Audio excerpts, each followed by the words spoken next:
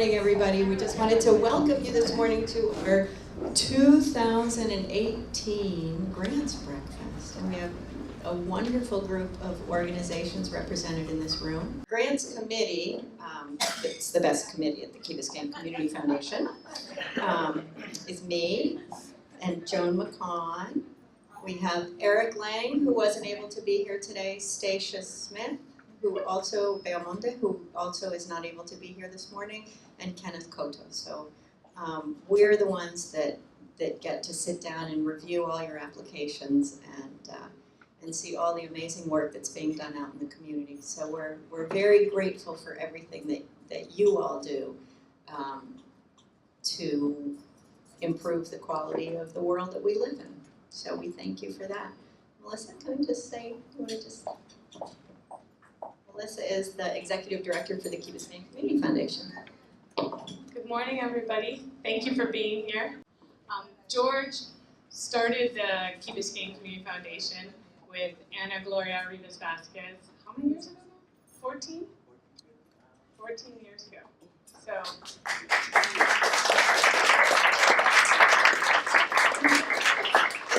without their vision, we wouldn't be sitting here today. And we're really proud of where the foundation's at. A number of you are partners. Beyond just receiving grants from us once a year, you help us really accomplish things that make the local and greater community better. Can't help but think of our partnership with Theo and Art. Theo runs Biscayne Nature Center. Art is the park manager for Bill Baggs, and there's so much we accomplished through the Citizen Sciences Project with their help. Each one of you today, you help to make somebody's lives better in the greater community or locally. We have the Simon family who raised funds today for Corridor Park, and they put in so much love and time and commitment, and they have a guest from North Carolina that's helping them build the park. And then we have my two friends with ICU Baby who have done tremendous work on behalf of families with babies in the NICU. And they started that from their own experience in the NICU. So everybody today has a story to tell. We'd like you to tell maybe 1 to 2 minutes about what your organization does when you come up to receive a grant, and why this is important for your work. Thank you. Right. To invite up are from Act For Me. Hi everybody, my name is Mimi, and first of all I want to thank everybody for what you do. We have a thing in common, and it's that we change lives, as she mentioned, and that's just rewarding. Just from there, that's a job that's very rewarding. And I want to thank the Key Biscayne Community Foundation for their continuous support. For many years they've been helping us, and they've been supporting our community's mission, which is to help the children with disabilities get therapy. And as some of you may know, it's really hard for them to have an independent life, so therapy is crucial in their life. So we try to help them and pay for the therapies. These are children with autism, cerebral palsy, epilepsy, and so the therapy is very crucial, and it helps them become more independent. So yeah, thank you again for everything and for your continued support.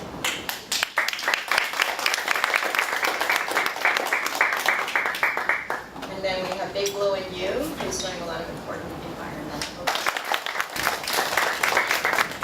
Good morning, my name is Kim Rizio, and I'm here with the Big Blue and You this morning. And Big Blue and You was the vision of Danny Washington. She couldn't be here with us today, but when she was a marine biologist, she had the vision to bring ocean conservation through the youth. So we work with the youth, we empower the youth to rise up and make people aware of situations that are going on with our ocean. The ocean is so important. Without a healthy ocean, we cannot have a healthy planet. So what we also have is called Artsy once a year, where we bring all the children out, and we bus children from all over Miami, and we bring them out for a celebration, and we have artistic way for conservation through artistic inspiration. Thank you.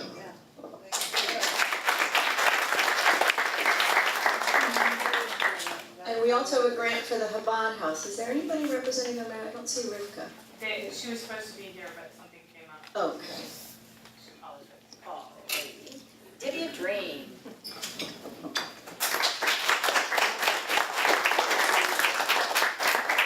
Good morning, everyone. I'm Brandon O'Pallaby with Divya Dream. Our mission is to help youth win at life through after-school programming.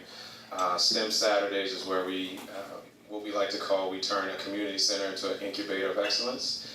We bus kids from all over, and then we do a STEM project with them from about 9 to 1. Last week we were in Liberty City and we built boats with the kids and things like that. We have the Summer of Dreams, which is our enrichment program. And then our newest program is Carrying Dreams Home Initiative. A lot of our kids in our program don't eat at home after school. So on Thursdays we give them a big bag of food so they can have food for the weekend. So we're just blessed to be to continue to receive the support from Key Biscayne, and looking forward to a great year. Thank you.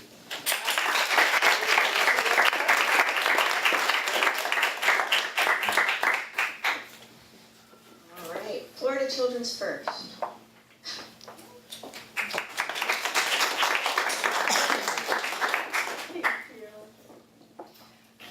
Good morning. I'm Christina Spadeas, the Executive Director of Florida's Children First. We are a statewide child advocacy organization.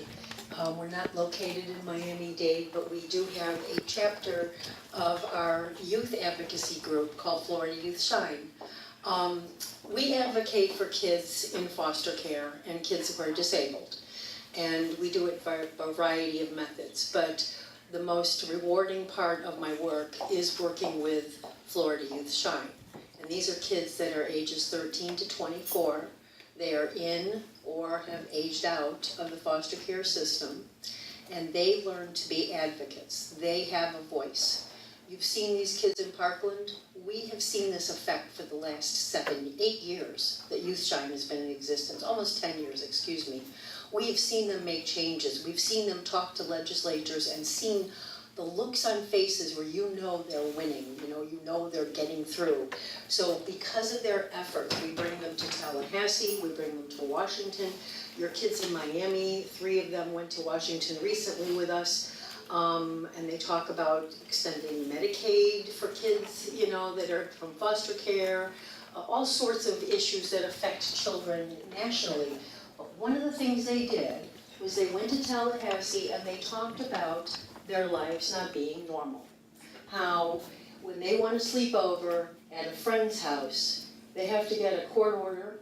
The friend's parents have to get fingerprinted and background screened because God forbid you let a foster child go to someone and they get harmed by, a stranger. So the foster parents had to go through all these hoops to jump, and the kids were so embarrassed and, labeled because of this that they didn't bother to do these things. If they wanted to travel with a team, if they were on a sport team and they wanted to travel because they're going to go into, this is an exact testimony, going into a national competition on football, and this kid testified that I had to wait, and I was at that bus waiting for that court order to allow me to leave the county, that my coach had to get fingerprinted, all this stuff. And those legislators said enough is enough.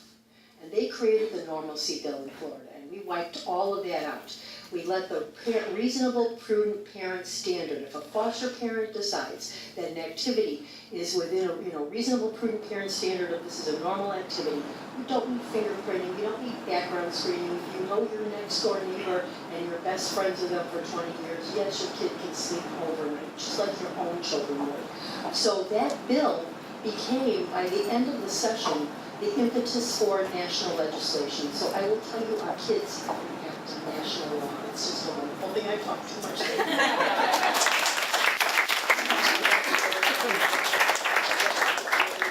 But there you go. I don't think I'll need the microphone. I've got a pretty big mouth. My name's Art Urian, and I'm the park manager of Bill Baggs Cape Florida State Park.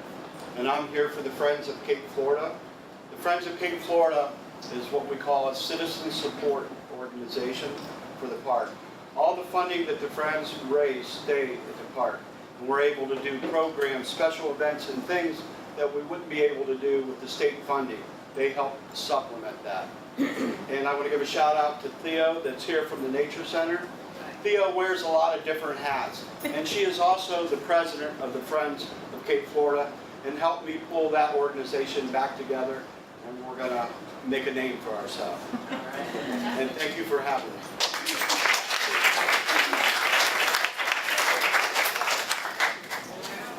Friends of South Florida Music.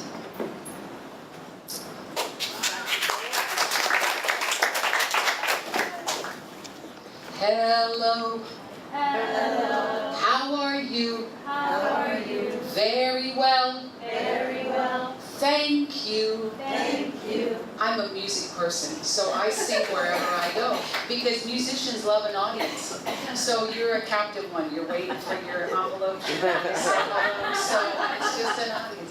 Anyway, I'm here because I'm very grateful for this community foundation and the opportunity that it provides for our group to stand in the gap for children to have music before they have it in second grade in public schools. So our nonprofit goes into local elementary schools and we provide music for pre-K, Head Start, kindergarten, first grade, VPK, and provide a mentorship program for the teachers as well. Through the funding of this foundation, we were able to do that at the K-8 Center here at Key Biscayne and Frederick Douglass this year over in Overtown. So we had over 200 children involved. We're very excited because we're expanding to at least 1 to 2 more schools this year. And we just thank the foundation for their help in providing that stimulation for children to reach all the developmental domains before they reach second grade. Thank you.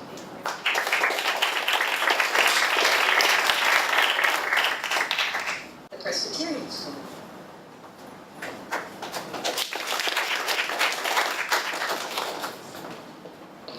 Good morning, my name is Fatima Ribeiro. I am the science teacher at Key Biscayne Presbyterian School. And I'm very thankful for you for the grants you gave me this year. 2 years ago, you gave me a grant to my beautiful garden. This year, the grant is going to go for security cameras and for security in school because unfortunately, as you know, the world is not the same, and we have to be safe. So thank you for everything.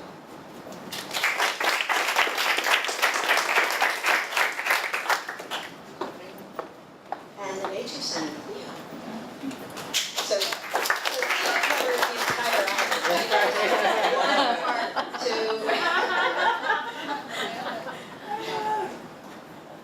Thank you.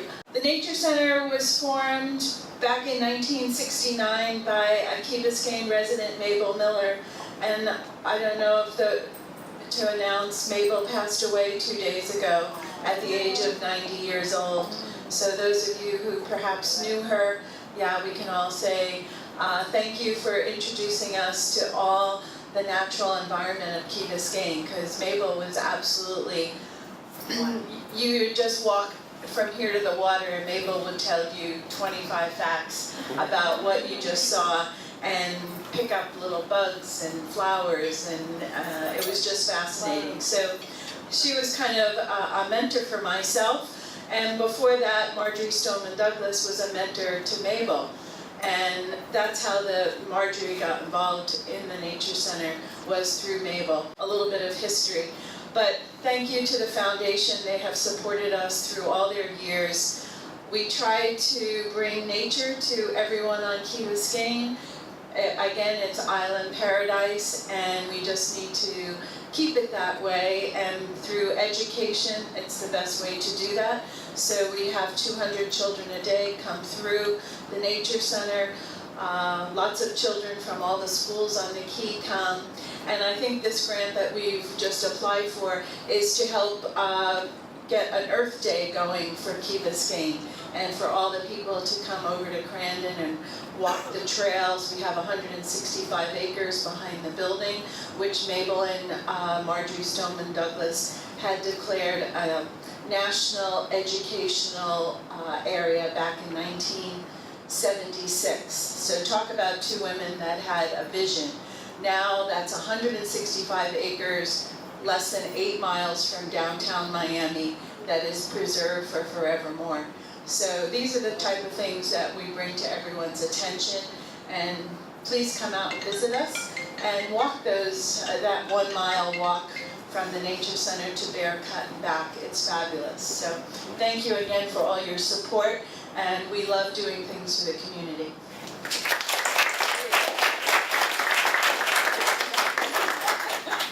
Thank you, Theo. I know anybody who hasn't been either to Bill Bags or to the Nature Center, they are real gems on this island.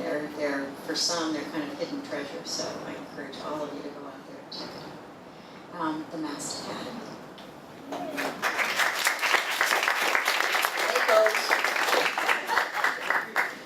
Hello, I'm Emma Pinella Bennett, and I'm the president of the Engineering and Robotics Booster Club of Kbcf. And what we do is we support student activity in STEM, robotics, engineering. Anything that's needed that falls through the loopholes of the school system, we're there to help the continuity, to make sure that the clubs have access to funds so they can compete with the greater community and so the kids were usually about 60 strong, and we support different competitions throughout the year. And what we can do for them is make sure that they have enough funds to buy their equipment, their parts, and they can register and compete in FRC first, made ROV competitions. There's one student that has a internship with the Smithsonian. They've just won the regional Florida ROV competition, and they'll be going to the internationals to compete with 60 different universities and high schools from all over the world in Seattle in June. We have great kids as Gabby Garcia that go on to become presidents of the club and manage and tutor and instill the love of robotics and engineering into the junior classes. And then they move on to MIT, to Carnegie Mellon, and to a variety of doors open for them, and they become leaders in the groups, and they bring about a love of engineering and robotics, and we really appreciate it for the continued support.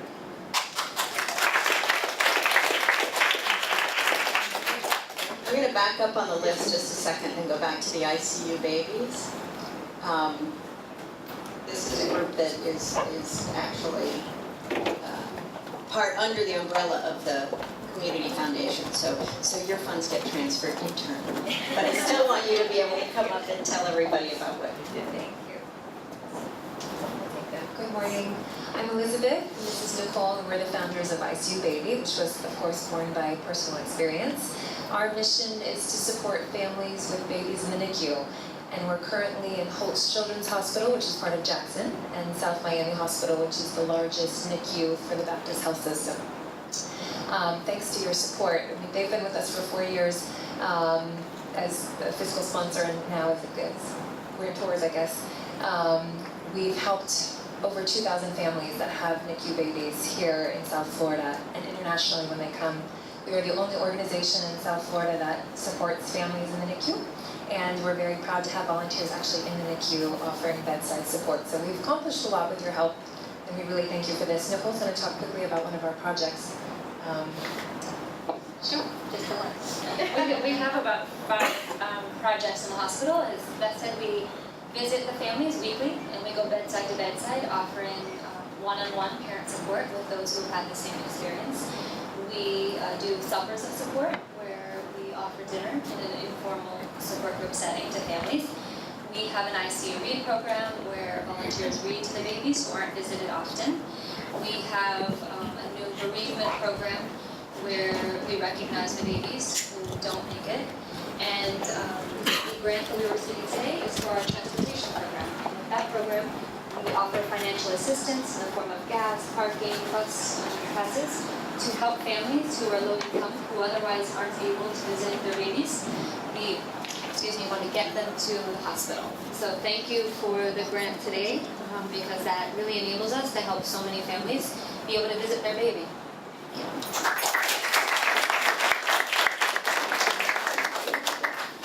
Miami Lighthouse for the Blind. Miami Lighthouse serves about 16,000 people each year with a range of programs that goes from birth to 800. And we have just launched the only, actually, inclusion program for pre-K learning center for visually impaired children in the country that's a collaboration with the school system. So we now have 40 children. Next year we'll have 60, and then we'll grow even more. We're doing a research project with the University of Miami, tracking their progress over the next 4 years so that we can demonstrate that blind children, when they're worked with and integrated into the classroom with the sighted children at a very early age, can assimilate into the school system and succeed and not be. Prior to this setting up this school, if a child was visually impaired, blind, in the Dade County Public Schools, because of lack of resources, they were placed in a category of children with development disabilities and not given special treatment when they were pre-K or first grade for their vision impairment. So this is a remarkable breakthrough. But all the way up through the seniors, we have quite a few seniors who come to the Lighthouse from the Key who have low vision. A lot of people don't realize, and the seniors don't realize, that as they have trouble reading or have trouble with the stairs or have trouble with glare and so forth, that there's something that can be done about it. And we provide the low vision exams and the rehabilitation and the assistive devices so that we can help people stay at home and not have to go into to a center and live and be more independent. So we thank you.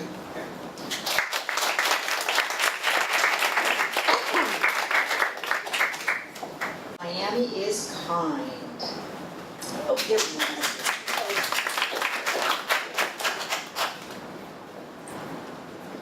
Yeah, good morning, everyone. What I would like to say is that persons with autism are first of all persons.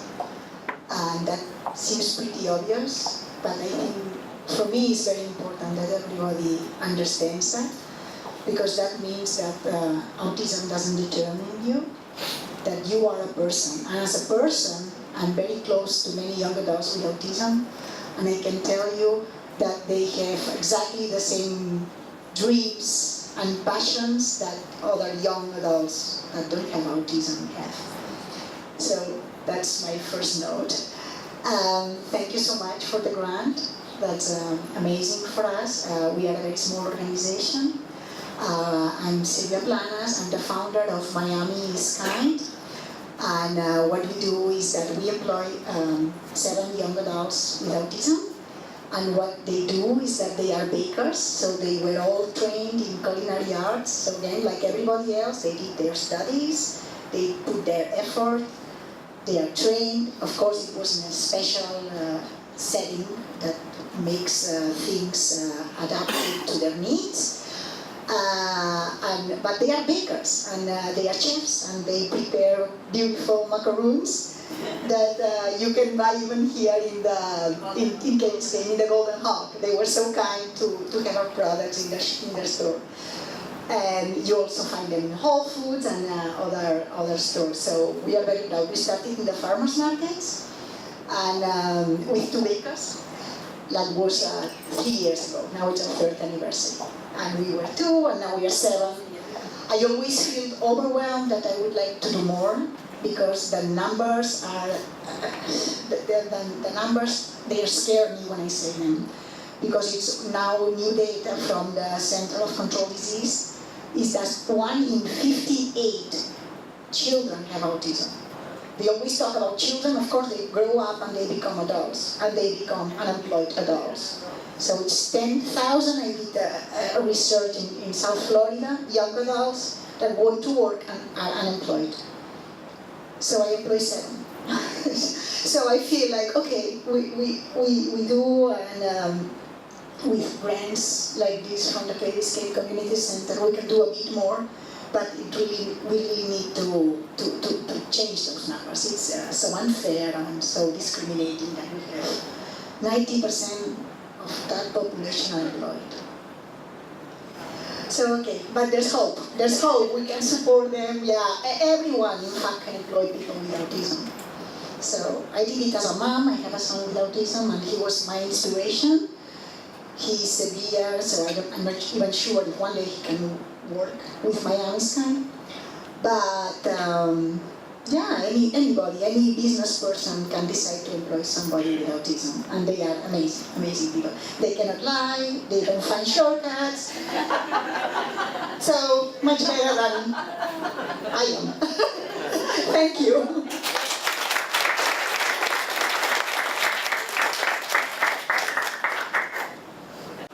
Project Yes. You get that. You get that. That works. Good morning, everyone. My name is Jennifer Lopez, so go ahead. But I am, so our legal name is Project Yes, but we go by Yes Institute, so a while ago we switched our name. And our mission is to prevent suicide and ensure the healthy development of all youth through powerful communication and education on the topics of gender and orientation. This is my partner in crime here. I am Liz Amori. Thank you for having us today. Yeah, and first and foremost, I do want to say I'm inspired by all of you who are in the room here today. Without you, really, our community would not keep progressing to a place where youth can be safe, can create, be themselves. And that's what Yes Institute is also all about. We do this through collaboration with communities in addressing the root causes of suicide, of bullying behaviors. What can we do as a community, no matter where you stand, around the topics of gender and orientation, to ensure that every youth has a place where they can be safe, can be seen, and has education. Families are reunited. That's what we're up to. I think it's going back and forth.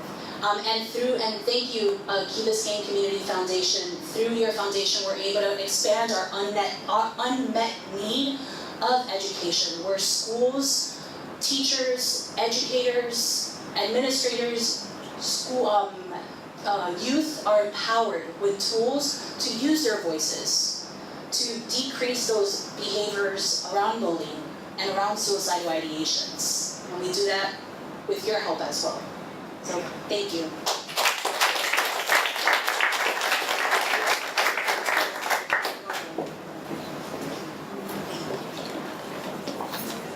We have the Simon family. Why don't you all come up and just explain a little bit? Again, they are partners in the foundation. So I don't have an envelope for you, but. Thank you so much for having us. My name is Ariel. Hi, I'm Brett. And I'm Steve. And I think there was a quick vote at the table, and I was definitely outvoted. And my son and daughter said I had to be the spokesperson.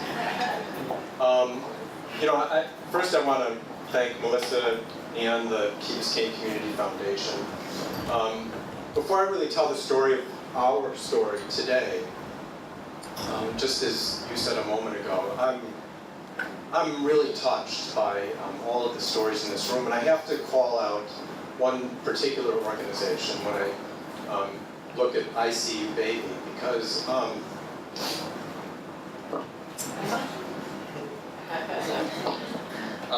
older brother PJ was in the neonatal intensive care unit, and so it touches my parents personally. And he has turned out to be an incredible adult. And he works at the Key Biscayne Community Center in the gym. And it's wonderful that he was, my parents were told that he would never walk or talk or know who they are. And he actually runs marathons, graduated college, and he's really become an incredible human being. So I'm going to go ahead and talk about, I actually didn't vote on that issue, but I'll go ahead and talk. So we have volunteered to create the first, actually, neighborhood park on Key Biscayne. And so we took what was a single-family home lot and have converted it into a neighborhood park. And my role in this was, I formerly worked at Fairchild Tropical Botanic Garden, and so my role was to be the horticultural advisor for this park. And so I've planted over 100 different species of plants. So it is a botanical park, and I also have labels for all of those plants so that people can go there and be educated. And learn, you know, if you see a plant and you want to know what it is, you don't have to just like try and find it on Google. There's a label. And so that was my role. And then my dad has worked as the administrator.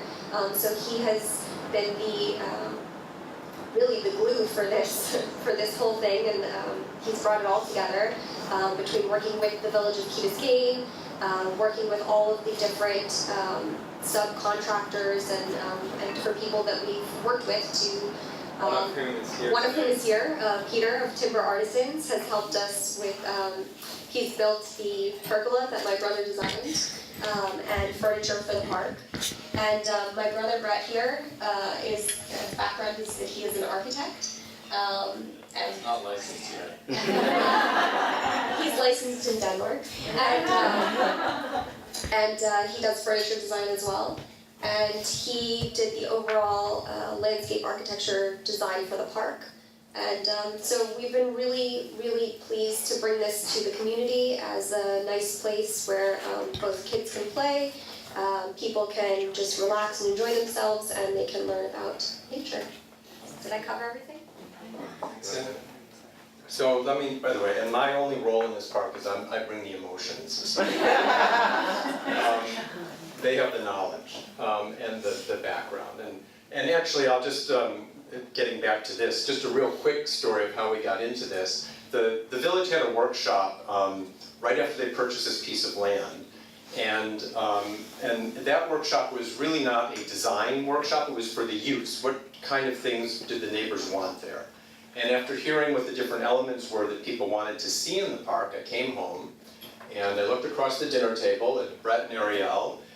Ariel at that time was working at Fairchild Tropical Botanic Garden, and Brett's background you've heard in terms of architecture and furniture design. And I said, you know, I really think that sitting at this dinner table, we have all of the talent that we need for this community to have a park. So that was the design phase. And the design phase, we had to compete against a professional design firm. The village picked us. We went home, we thought that was the end of the story. And then the village contacted us and actually asked us to take over the implementation or the construction phase, which has been going on since the Cubs were in the World Series. And just as a matter of record, that's not the 1908 Cubs. And so we've been doing that. In fact, I would love for everyone in this room to come by tomorrow morning. Peter, who is here from South Carolina, who is building the furniture that Brett designed, is here this weekend because at the park at the corner of Heather and Hampton, I keep saying it's a surprise. If you come by tomorrow morning, you're going to see some of the furniture going in there, and it's really pretty cool. I was in South Carolina 2 nights ago and drove back a U-Haul yesterday with the furniture. I'm told I'm over my limit. So thank you, and thank you very much to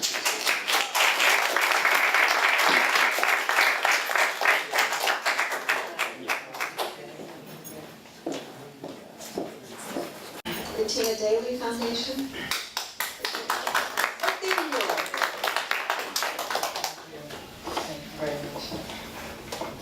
Thank you, Melissa. Thank you, Key Biscayne Foundation. My name is Vilma Daly. I am the founder and president of the Tina Daly Foundation. Our foundation's mission is to bring awareness, education, removing the stigma, which is very important to us, of those suffering from alcohol and drug abuse, which is commonly used the term addiction. We're trying to get rid of that. Our mission is mainly to bring awareness and education to these kids, students, we have one program called the Ambassadors Program, and we take this to the schools and discuss with the parents through assemblies, to the classroom about the different type of drugs out there and the dangers, and about, being an abuser. And also we have another program called the WINGS program, which is to support those suffering from alcohol and drug abuse and their families and friends. I could be here talking for hours. I'll be sitting there if anybody has any questions about our foundation. I have 2 board members here which helped me a lot, which is Jill Lowe and Julie Diaz, to right here, to my right. And again, thank you for your support. I see a lot of love here, and I feel very comfortable with all of you.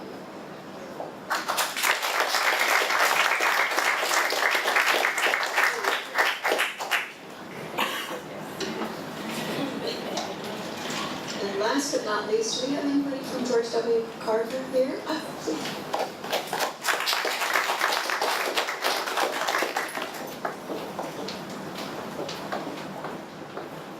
Hi, good morning. My name is Ivania Van Orman. I am a parent at GW Carver Elementary School. I have a first grader, well, soon to be second grader, and kindergartner at the school. I moved my children, I have 4 children. We made the switch from private to public school a couple of years ago and ended up at GW Carver and are so thrilled to be there. It is an Italian and Spanish language immersion magnet program. I'm Costa Rican, born and raised in Miami. I successfully got my 2 older kids speaking Spanish, but the last 2 I got a little lazy. But this school is a tremendous place of learning, of just social activity and really community orientation. We have a new principal. Unfortunately, she couldn't join us today, Ms. Patricia Fairclough. But she has breathed new life into Carver in a very positive, active way, and we are thrilled to receive this grant, which will go to refurbishing our media center. We have huge clunky tables that our pre-Kers and kindergartners can barely, chairs that they can't pull out and push back in. So we are going to revamp the space completely. And as I continue to write grants and find funding, our goal is to create just a state-of-the-art media center where classes can communicate via Skype and video technology with classrooms in Spanish and Italian-speaking countries. So we have a lot of great plans, and I just want to commend all of you for the work that you do. And again, thank you for having us and for supporting us.